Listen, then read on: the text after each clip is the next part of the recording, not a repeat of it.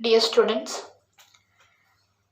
അപ്പോൾ നമ്മൾ കെമിക്കൽ ബോണ്ടിങ്ങിലെ ഒരു പ്രധാനപ്പെട്ട തിയറിയാണ് ഈ വീഡിയോയിൽ ഡിസ്കസ് ചെയ്യാൻ പോകുന്നത്.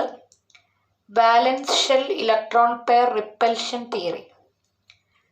This theory discusses about the shape of molecules. Shape, or we can say geometry of the molecule. ഒരു മോളിക്യൂളിൻ്റെ ഷേപ്പ് അല്ലെങ്കിൽ ജോമെട്രിയെ പറ്റി പറയുന്ന തിയറിയാണ് valence shell electron pair repulsion theory. Okay, നമ്മൾ നേരത്തെ പറഞ്ഞ പോലെ ലൂയിസ് കൺസെപ്റ്റ് വെച്ചിട്ട് നമ്മൾ ലൂയിസ് ഡോട്ട് സ്ട്രക്ചറൊക്കെ വരച്ചു. പക്ഷെ ലൂയിസ് ഡോട്ട് സ്ട്രക്ചറിൽ ഒരു മോളിക്യൂളിൽ ഒരാറ്റത്തിന് ഒക്ടറ്റ് കിട്ടിയിട്ടുണ്ടോ ഇല്ലയോ എന്ന് മാത്രമേ നമുക്കറിയാൻ പറ്റുള്ളൂ. ലൂയിസ് ഡോട്ട് സ്ട്രക്ചറിൽ ഷേപ്പിനെ പറ്റി ഒന്നും തന്നെ പറയുന്നില്ല. ഓക്കെ, അപ്പോൾ വേറൊരു തിയറി കെമിക്കൽ ബോണ്ടിങ്ങിൽ ഷേപ്പിനെ പറ്റി എക്സ്പ്ലെയിൻ ചെയ്യാൻ വേണ്ടി വന്നിട്ടുള്ള വേറൊരു തിയറിയാണ് valence shell electron pair repulsion theory. Lewis dot സ്ട്രക്ചറിൽ ഷേപ്പിനെ പറ്റി പറയാത്തത് കൊണ്ട് ഷേപ്പ് എക്സ്പ്ലെയിൻ ചെയ്യാൻ വേണ്ടി ഒന്നിൽ കൂടുതൽ തിയറികൾ കെമിസ്ട്രിയിലുണ്ട്. അതിൽ ഒരെണ്ണമാണ് valence shell electron pair repulsion theory അല്ലെങ്കിൽ VSEPR തിയറി.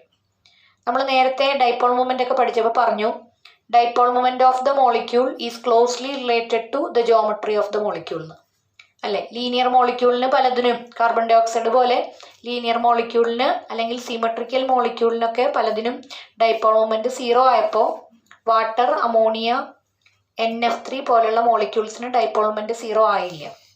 അപ്പോൾ ഡൈപോൾ മൊമെൻറ്റും ഒരു പരിധി വരെ ഒരു മോളിക്യൂളിൻ്റെ ജോമെട്രി പ്രഡിക്റ്റ് ചെയ്യാൻ നമുക്ക് ഉപയോഗിക്കാവുന്ന ഒരു കാര്യമാണ്.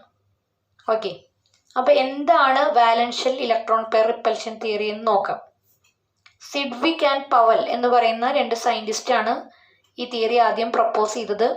പിന്നീട് അത് ഡെവലപ്പ് ചെയ്തത് നൈഹോം ആൻഡ് ഗിലപ്സി എന്ന് പറയുന്ന 2 സയൻറ്റിസ്റ്റ്.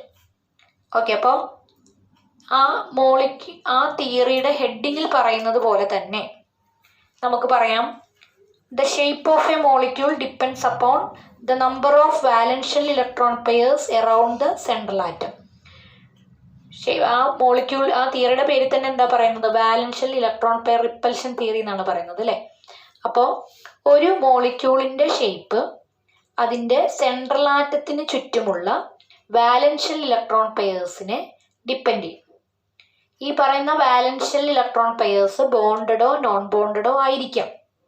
ഓക്കെ, അപ്പോൾ ഒരു മോളിക്യൂളിൻ്റെ ഷേപ്പ് അതിൻ്റെ സെൻട്രൽ ആറ്റത്തിന് ചുറ്റുമുള്ള ഇലക്ട്രോൺ പെയേഴ്സിനെ, വാലൻസ് ഷെൽ ഇലക്ട്രോൺ പെയേഴ്സിനെ ഡിപ്പെൻഡ് ചെയ്യും. ഇങ്ങനെയുള്ള ഇലക്ട്രോൺ പെയേഴ്സ് ബോണ്ടഡോ നോൺ ബോണ്ടഡോ ആയിരിക്കാം. ഓക്കെ, ഇനി നമുക്കറിയാം സെൻട്രൽ ആറ്റത്തിന് ചുറ്റുമുള്ള ഈ ഇലക്ട്രോൺ പെയേഴ്സ് എല്ലാവരും നെഗറ്റീവ്ലി ചാർജ്ഡ് ആയതുകൊണ്ട് അവർ പരസ്പരം റിപ്പൽ ചെയ്യും. അതാണ് ഈ രണ്ടാമത്തെ point. Pairs of electrons in the valence shell repel one another since their electron clouds are negatively charged. Central ആറ്റത്തിന് ചുറ്റുമുള്ള ഇലക്ട്രോൺ പെയേഴ്സുകൾ അവർ ആരൊക്കെയാവും, ബോണ്ടഡ് ആയിരിക്കാം അല്ലെങ്കിൽ നോൺ ബോണ്ടഡ് ആയിരിക്കാം. ഇവർ പരസ്പരം റിപ്പൽ ചെയ്യും. കാരണം എന്താ വെച്ചാൽ ഇവർക്ക് എല്ലാവർക്കും നെഗറ്റീവ്ലി ചാർജാണ്. ഓക്കെ, ഇനി ഇങ്ങനെ റിപ്പൽ ചെയ്യുന്ന ഇലക്ട്രോൺ പെയേഴ്സ് ഈ റിപ്പൽഷൻ കുറയ്ക്കാൻ വേണ്ടി മാക്സിമം അകലത്തിലായിരിക്കും സ്പേസിൽ നിൽക്കുക. These pairs of electrons tend to occupy such positions in space that minimize repulsion and maximize distance between them. Repulsion കുറയ്ക്കാൻ വേണ്ടി അവർ മാക്സിമം അകലത്തിൽ നിൽക്കുകയും അങ്ങനെ അവർ തമ്മിലുള്ള ഡിസ്റ്റൻസ് കൂടുകയും ചെയ്യും. ഓക്കെ, അപ്പോൾ അവർ റിപ്പൽഷൻ കുറച്ചിട്ട് മാക്സിമം അകലത്തിൽ നിൽക്കും. അതാണ് ഈ മൂന്നാമത്തെ പോയിന്റ്. ഇനി repulsive interaction, various electron pairs ഉണ്ട് നമ്മൾ പറഞ്ഞു. സെൻട്രൽ ആറ്റത്തിന് ചുറ്റും ബോണ്ട് പെയേഴ്സ് ഉണ്ട്, ലോൺ പെയേഴ്സ് ഉണ്ട്. ഇവർ തമ്മിലുള്ള റിപ്പൾസീവ് ഇൻട്രാക്ഷൻ്റെ order lone pair repulsion is greater than lone pair bond pair repulsion which is greater than bond pair repulsion. Okay, ഇനി 1-2 പോയിന്റും കൂടെ എക്സ്ട്രാ ഉണ്ട്. അത്രയ്ക്ക് ഇമ്പോർട്ടൻ്റ് അല്ലെങ്കിലും ഈ തിയറിയോട് കൂടെ വരുന്നതാണ്. The valence shell is taken as a sphere with the electron pairs localising on the spherical surface at maximum distance from one another. Okay, അതായത് വാലൻസ് ഷെല്ലിനെ ഒരു സ്പിയറായിട്ട് കൺസിഡർ ചെയ്യാണ്. with the electron pairs localizing on the spherical surface at maximum distance. Electron pairs ഈ spherical surfaceന്റെ maximum distanceൽ വരുന്ന പോലെയാണ് നമ്മൾ എടുക്കുന്നത്. ഇനി a multiple bond is treated as if it is a single electron pair. അതായത് ഒരു സിംഗിൾ ബോണ്ടിനെ കൺസിഡർ ചെയ്യുന്ന പോലെ തന്നെയാണ് ഈ തിയറിയിൽ മൾട്ടിപ്പിൾ ബോണ്ടിനെയും കൺസിഡർ ചെയ്യുക എന്നാണ് പറഞ്ഞിരിക്കുന്നത്. ഓക്കെ, അപ്പോൾ valence shell electron pair repulsion theory അല്ലെങ്കിൽ VSEPR theory which explains the geometry of A molecule. അതിൻ്റെ പോയിന്റ്സ് ആണ്, ഒന്നുകൂടെ പറയാം. The shape of A molecule depends upon the number of valence shell electron pairs around the central atom. Pairs of electrons in the valence shell repel one another since their electron clouds are negatively charged. These pairs of electrons tend to occupy such positions in space that minimize repulsion and maximize distance between them. Repulsive interaction of electron pairs is in the order lone pair repulsion greater than lone pair bond pair repulsion, which is greater than bond pair repulsion. പിന്നെ അടുത്ത point, the valence shell is taken as a sphere with the electron pairs localizing on the spherical surface at maximum distance from one another. A multiple bond is treated as if it is a single electron pair bond. Okay, single ബോണ്ടിനെ consider ചെയ്യുന്ന പോലെ തന്നെയാണ് ഈ theory അനുസരിച്ച് multiple ബോണ്ടും consider ചെയ്യേണ്ടത്. Okay, അപ്പോൾ ഈ തിയറി അനുസരിച്ച് നമ്മൾ മോളിക്യൂളിൻ്റെ ഷേപ്പുകൾ ഇനി പറയാൻ പോവുകയാണ്. അതിന് വേണ്ടിയിട്ട് നമ്മൾ മോളിക്യൂൾസിനെ രണ്ടായിട്ടാണ് ഡിവൈഡ് ചെയ്തിരിക്കുന്നത്. The molecules in which the central atom has no lone pair. Central ആറ്റത്തിന് ലോൺ പെയർ ഇല്ലാത്ത മോളിക്യൂൾസിനെ ഒരു സെറ്റായിട്ടും, and the molecules in which central atom has one or more lone pairs. അടുത്ത സെറ്റിൽ മോളിക്യൂൾസിൻ്റെ സെൻട്രൽ ആറ്റത്തിൽ ലോൺ പെയർസ് ഉണ്ട്. അപ്പോൾ ലോൺ പെയർസ് ഇല്ലാത്തത് ഒരു സെറ്റ്, ലോൺ പെയർ ഉള്ളത് വേറെ സെറ്റ്. അങ്ങനെ രണ്ട് സെറ്റുകളായിട്ട് നമ്മൾ കൺസിഡർ ചെയ്യാണ്. അതിൽ ആദ്യം നമ്മൾ ഡിസ്കസ് ചെയ്യാൻ പോകുന്നത് molecules in which the central atom has no lone pair. Okay, molecules in which central atom has no lone pair എന്നുള്ള മോളിക്യൂൾസ് ആണ് നമ്മൾ ആദ്യം ഡിസ്കസ് ചെയ്യാൻ പോകുന്നത്. Molecules in which the central atom has no lone pair.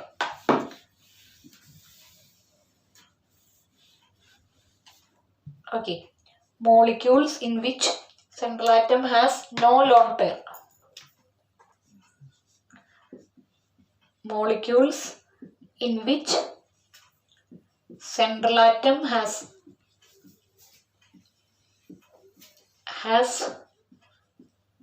no lone pair. Okay, അപ്പം നമ്മൾ നേരത്തെ theory പറഞ്ഞതിൽ നിന്ന് ഒരു സെൻട്രൽ ആറ്റവും കുറച്ച് സറൗണ്ടിങ് ആറ്റവും ഉള്ള മോളിക്യൂൾസ് ആണ് നമ്മളിവിടെ കൺസിഡർ ചെയ്യുക. അങ്ങനെയുള്ള മോളിക്യൂളിൻ്റെ ഷേപ്പ് പറയാനാണ് VSEPR തിയറി നമ്മൾ ഉപയോഗിക്കുന്നത്. അതിൽ ആദ്യത്തെ ടൈപ്പ് AB2. AB2 എന്ന് പറഞ്ഞാൽ A എന്ന് പറയുന്ന ഒരു സെൻട്രൽ ആറ്റം, ഈ എയുമായിട്ട് രണ്ട് B ആറ്റംസ് ബോണ്ടഡ് ആണ്. എയിൽ ലോൺ പെയർസ് ഒന്നും ഇല്ല. ഓക്കെ, ഇതിന് എക്സാമ്പിളായിട്ട് നമുക്ക് പറയാൻ പറ്റുക BeCl2 പോലെയുള്ള മോളിക്യൂൾസ് ആണ്. ഈ AB2 പോലെ വരുന്നത്. അപ്പോൾ സെൻട്രൽ ആറ്റം BeCl2ൻ്റെ കേസിൽ സെൻട്രൽ ആറ്റം എന്ന് പറയുന്നത് ബെറിലിയം ആണ്. ഈ ബെറിലിയത്തിൽ ലോൺ പെയർ ഇലക്ട്രോൺസ് ഒന്നും ഇല്ല. ഓക്കെ, അപ്പോൾ ഇവിടെ വരാവുന്ന റിപ്പൽഷൻ എന്ന് പറയുന്നത് ഇവിടുത്തെ ബോണ്ട് പെയറും ഇവിടുത്തെ ബോണ്ട് പെയറും തമ്മിലുള്ള റിപ്പൽഷനാണ് വരിക. ഓക്കെ, ഈ ബെറിലിയത്തിൽ ലോൺ പെയർ ഇല്ലാത്തതുകൊണ്ട്. അപ്പോൾ ഇവർ തമ്മിലുള്ള റിപ്പൽഷൻ കുറയ്ക്കാൻ വേണ്ടി ഈ രണ്ട് ബോണ്ടുകളും മാക്സിമം അകലത്തിൽ നിൽക്കുമ്പോൾ ഇങ്ങനൊരു ഷേപ്പാണ് മോളിക്യൂളിന് വരാൻ പറ്റുള്ളൂ. കാരണം ഈ ബോണ്ടുകൾ അടുത്തടുത്ത് വരാനായിട്ട് പറ്റില്ല according to VSEPR theory. So bond angle എത്രയായിരിക്കും? ഈ ബോണ്ട് ആംഗിൾ എത്രയായിരിക്കും? 180 ഡിഗ്രി ആയിരിക്കും. മോളിക്യൂളിൻ്റെ സ്ട്രക്ചർ അപ്പം എന്താ വരിക? Linear structure. ലീനിയർ എന്ന് പറഞ്ഞാൽ എന്താ? എല്ലാ ആറ്റങ്ങളും ഒരേ വരയിൽ നിൽക്കുന്നത് പോലെയുള്ള സ്ട്രക്ചർ. അപ്പോൾ മോളിക്യൂളിൻ്റെ സ്ട്രക്ചർ ലീനിയർ ആണ്. AB2 type molecule bond angle എന്ന് പറയുന്നത് 180 ഡിഗ്രിയാണ്. ഓക്കെ, ഇനി ഇതിൽ പറയുന്ന അടുത്ത ടൈപ്പ് AB3 ടൈപ്പാണ്. AB3 എന്ന് പറയുമ്പോൾ A എന്ന് പറയുന്ന സെൻട്രൽ ആറ്റവും 3 B ആറ്റവും ഇങ്ങനെയാണ് ഇരിക്കുന്നത്. ഓക്കെ, അപ്പോൾ ഇവിടെയും സെൻട്രൽ ആറ്റത്തിന് ലോൺ പെയർസ് ഇല്ല. എക്സാമ്പിൾ ആയിട്ട് നമ്മൾ പറയുന്നത് BF3 മോളിക്യൂളാണ്. അപ്പോൾ ഇവിടെയും വേരിയസ് ബോണ്ട് പെയർസ് തമ്മിലുള്ള റിപ്പൽഷൻ ആണ് കൺസിഡർ ചെയ്യേണ്ടത്. ബോറോണിൽ ലോൺ പെയർ ഇല്ലല്ലോ. അപ്പോൾ VSEPR തിയറി അനുസരിച്ച് വേരിയസ് ബോണ്ട് പെയർസ് തമ്മിലുള്ള റിപ്പൽഷൻ കൺസിഡർ ചെയ്യുമ്പോൾ ഈ 3 ബോണ്ടുകളും മാക്സിമം അകലത്തിൽ നിൽക്കണം in order to minimize repulsion. അങ്ങനെ നിൽക്കണമെങ്കിൽ ഇങ്ങനെ ഒരു ഷേപ്പ് ആയിരിക്കണം. ഈ ഷേപ്പിന് നമ്മൾ പറയുക ട്രൈഗണൽ പ്ലേനാർ എന്നാണ്. ഈ ഷേപ്പിന് നമ്മൾ പറയുക ട്രൈഗണൽ പ്ലേനാർ അല്ലെങ്കിൽ ട്രയാങ്കുലർ പ്ലേനാർ. ഇങ്ങനെ വരുമ്പോൾ ഇവിടുത്തെ ബോണ്ട് ആംഗിൾ എത്രയായിരിക്കും? 120 ഡിഗ്രി ആയിരിക്കും. ഓക്കെ, അപ്പോൾ AB3 ടൈപ്പ് മോളിക്യൂള് BF3 ആണ് നമുക്ക് എക്സാമ്പിൾ. അവിടെ മാക്സിമം ബോണ്ടുകൾ മാക്സിമം ഡിസ്റ്റൻസിൽ വരുമ്പോൾ എത്ര ഡിഗ്രി ബോണ്ട് ആംഗിൾ വരും? 120 ഡിഗ്രി ബോണ്ട് ആംഗിൾ വരും. ഓക്കെ, അടുത്തത് AB4 എന്നുള്ള ടൈപ്പാണ്. Molecule of the type AB4. AB4 എന്ന് പറഞ്ഞാൽ ഒരു സെൻട്രൽ ആറ്റവും 4 സറൗണ്ടിങ് ആറ്റവും. A എന്ന് പറയുന്ന സെൻട്രൽ ആറ്റവും 4 സറൗണ്ടിങ് ആറ്റവും. ഓക്കെ, അപ്പോൾ അങ്ങനെ വരണമെങ്കിൽ A ഇവിടെ ഇരിക്കും. ഈ 4Bയും മാക്സിമം അകലത്തിൽ നിൽക്കണം. അപ്പൊ ഇതിങ്ങനെ വരച്ചു. ഈ 4ാമത്തത് ഇനി വേറൊരു പ്ലെയിനിലാണ് വരേണ്ടത്. ഈ 3 പേര് നിൽക്കുന്ന പ്ലെയിനിലല്ല, ഈ 4ാമത്തെ ആള് വേറൊരു പ്ലെയിനിലാണ് വരിക. ഓക്കെ, ഇങ്ങോട്ടാണ് വരിക. ഞാൻ ഈ മാർക്കർ പിടിച്ചിരിക്കുന്ന പോലെ എൻ്റെ നേരോട്ട് ഇങ്ങനെ വരും, അല്ലെങ്കിൽ ബോർഡിന്റെ പുറകിലോട്ട്. ഓക്കെ, അപ്പൊ 4ാമത്തത് ഒരു കാര്യം ശ്രദ്ധിക്കുക, ഈ 3 പേര് നിൽക്കുന്ന പ്ലെയിനിലല്ല ഈ 4ാമത്തെ ആള് വരേണ്ടത്. എന്നാലാണ് ഇവർ മാക്സിമം അകലത്തിൽ വരാൻ പറ്റുള്ളൂ. ഓക്കെ, ഇതിന് പറ്റുന്ന എക്സാമ്പിൾ ആണ് നമ്മുടെ മീത്തേൻ. ഓക്കെ,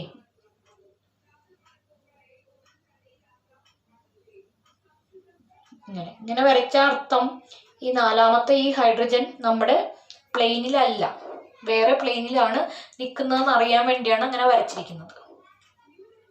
ഓക്കെ, അതായത് ഇത് ഇങ്ങനെ നിൽക്കുന്ന ഒരു ബോണ്ടാണ്. ഈ ബോർഡിൽ നിന്ന് ഫ്രണ്ടിലോട്ട് പ്രൊജക്ട് ചെയ്ത് നിൽക്കുന്ന ബോണ്ടാണ്, അല്ലാതെ ഈ ഹൈഡ്രജന്റെ അടുത്തോട്ട് നിൽക്കുന്ന ബോണ്ട് അല്ല അത്. ഓക്കെ, അത് 2 ഡയമെൻഷനൽ ആയിട്ടുള്ള ബോർഡിൽ നമുക്ക് അങ്ങനെയാണ് വരയ്ക്കാൻ പറ്റുള്ളൂ. അപ്പൊ ഈ ഷേപ്പിന് നമ്മൾ പറയുക ടെട്രാഹെഡ്രൽ എന്നാണ്. ഈ ഷേപ്പിന് എന്താ പറയുക? ടെട്രാഹെഡ്രൽ. അതായത് ഈ 4 ഹൈഡ്രജനും ടെട്രാഹെഡ്രന്റെ കോർണറിലോട്ടാണ് പോയിന്റ് ചെയ്തിരിക്കുന്നത്. 4 ഹൈഡ്രജൻസ് ഓഫ് മീഥെയിൻ. ഇത് മീഥെയിൻ മോളിക്യൂൾ ആണ്. CH4. അതിന്റെ 4 ഹൈഡ്രജനും the 4 hydrogens are directed towards the corners of a tetrahedron. ഇവിടെ ബോണ്ട് ആംഗിൾ വരിക 109.5. കറക്റ്റ് പറഞ്ഞാൽ 109 ഡിഗ്രി 28 മിനിറ്റ് ആണ്. അപ്പോൾ 109.5 ഡിഗ്രി എന്നാണ് നമ്മൾ അതിനെ എടുക്കാറ്. അപ്പോൾ CH4 അതുപോലെ NH4+ പോലെയുള്ള അയോൺസിനൊക്കെ ഈ ടെട്രാഹെഡ്രൽ ഷേപ്പാണ്. ഓക്കെ, അടുത്ത ടൈപ്പ് ഇതേപോലെ എഴുതി വരുമ്പോൾ നമ്മൾ AB2 എഴുതി, പിന്നെ AB3 എഴുതി, പിന്നെ AB4 എഴുതി. അപ്പോൾ അടുത്ത ടൈപ്പ് എന്തായിരിക്കും? AB5 ആയിരിക്കും. ഒരു സെൻട്രൽ ആറ്റവും 5 സറൗണ്ടിങ് ആറ്റവും. ഓക്കെ, അതിനൊരു എക്സാമ്പിള് PCl5 മോളിക്യൂൾ ആണ്. ഒരു സെൻട്രൽ ആറ്റവും 5 സറൗണ്ടിങ് ആറ്റവും വരുന്ന മോളിക്യൂളിന് എക്സാമ്പിള് PCl5 ആണ്. അപ്പോൾ P ആണ് സെൻട്രൽ ആറ്റം. ഓക്കെ, 3 ക്ലോറിൻ ഇങ്ങനെ ഡിസ്റ്റൻസിൽ നിൽക്കും. ഇനി 4ാമത്തെയും 5ാമത്തെയും ക്ലോറിൻ ഈ Pയുടെ മുകളിലും താഴെയായിട്ടാണ് നിൽക്കുക. ഓക്കെ, ഒന്നുകൂടെ കുറച്ച് താഴോട്ട് വരയ്ക്കാം. P ഇങ്ങനെ 3 ക്ലോറിൻ.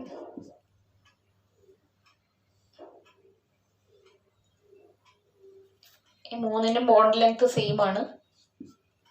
പിന്നെ ഒരു ക്ലോറിൻ മുകളിലോട്ടും ഒരു ക്ലോറിൻ താഴോട്ടും. അപ്പോൾ ഈ എല്ലാ ബോണ്ടുകളും മാക്സിമം അകലത്തിലാണ്. നേരത്തെ പറഞ്ഞ പോലെ എല്ലാവരും ഒരേ പ്ലെയിനിലല്ല.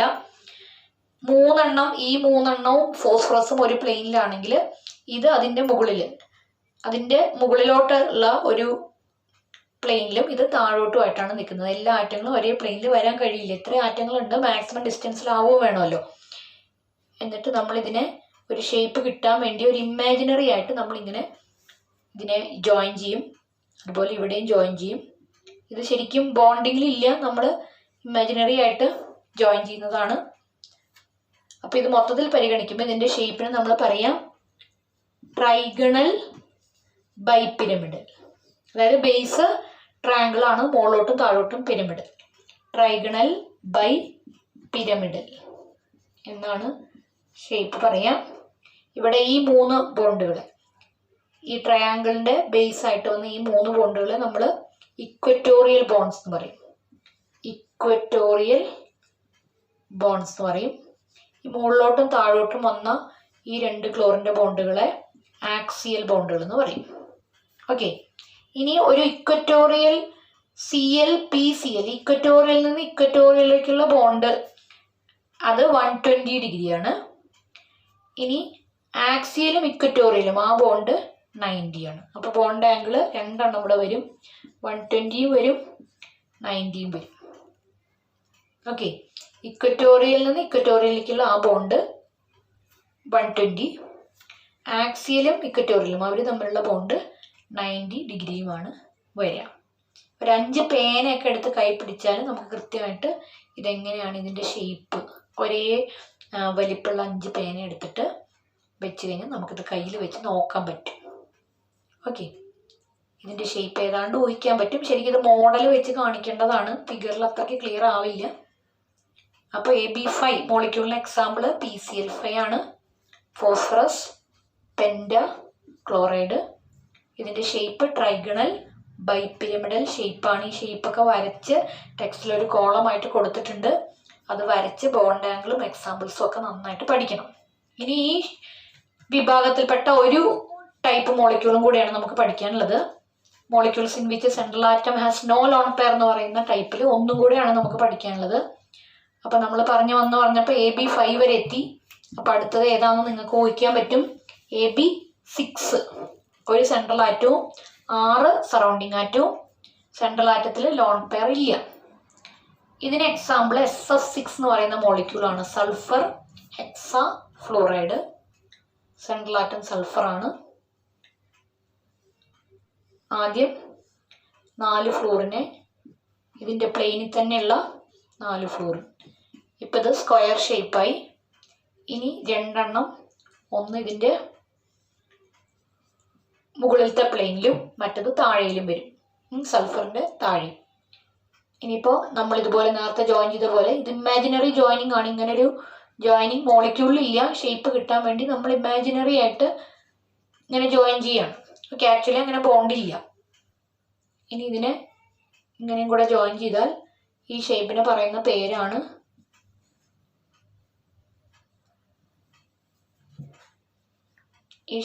നമ്മൾ പറയുന്ന പേരാണ് സ്ക്വയർ ബൈപിരമിഡൽ ഓർ ഒക്ടാഹെഡ്രൽ. രണ്ടും പറയാം. സ്ക്വയർ ആണ്, ബേസ് സ്ക്വയർ ആണ്, പിന്നെ മുകളിലോട്ടും താഴോട്ടും പിരമിഡ് ഉണ്ട്. അപ്പോൾ സ്ക്വയർ ബൈപിരമിഡൽ എന്നും പറയാം, അല്ലെങ്കിൽ ഒക്ടാഹെഡ്രൽ. മോർ കോമൺലി അത് ഒക്ടാഹെഡ്രൽ എന്നാണ് അറിയപ്പെടുന്നത്. It is generally known as octahedral. It is same as that of square bipyramidal shape. The bond angle, ഇതിൻ്റെ എല്ലാ ബോണ്ട് ആംഗിളും സെയിം ആയിരിക്കും. Bond angle is 90 degree. FSF bond angle 90 ഡിഗ്രിയാണ് ഈ കേസിൽ വരിക. അപ്പം നമ്മൾ ഇതുവരെ പറഞ്ഞത് VSEPR തിയറി വെച്ചിട്ടുള്ള മോളിക്യൂളിൻ്റെ ഷേപ്പാണ് പറഞ്ഞത്. അതിൽ തന്നെ 2 ടൈപ്പ് മോളിക്യൂൾസിനെ 2 വിഭാഗമായിട്ട് തിരിച്ചതിൽ molecules in which central atom has no lone pair എന്ന് പറയുന്ന വിഭാഗത്തിൽ 5 ടൈപ്പ് പറഞ്ഞു. AB2, AB3, AB4, AB5, AB6, അത്രയും ടൈപ്പുകൾ നമ്മളിവിടെ ഡിസ്കസ് ചെയ്തു. അപ്പം ഇത് നന്നായിട്ട് വരച്ച് കോളം, ടെക്സ്റ്റിലുള്ള കോളം അതുപോലെ വരച്ച് പഠിക്കുക. ഓരോ മോളിക്യൂളിനും എക്സാമ്പിൾ, ബോണ്ട് ആംഗിളൊക്കെ മനസ്സിലാക്കി പഠിക്കുക. ഇനി നാളെ നമുക്ക് അടുത്ത വിഭാഗം മോളിക്യൂൾസ് ഉണ്ടല്ലോ, molecules in which central atom has loan pairs എന്ന് പറയുന്ന വിഭാഗം, അത് നമുക്ക് അടുത്ത ക്ലാസ്സിൽ ഡിസ്കസ് ചെയ്യാം. ഓക്കെ, അപ്പോൾ താങ്ക് യു. എല്ലാവരും നോട്ട് എഴുതണം, ഇതൊക്കെ വരച്ച് പഠിക്കണം. Okay, thank you, by.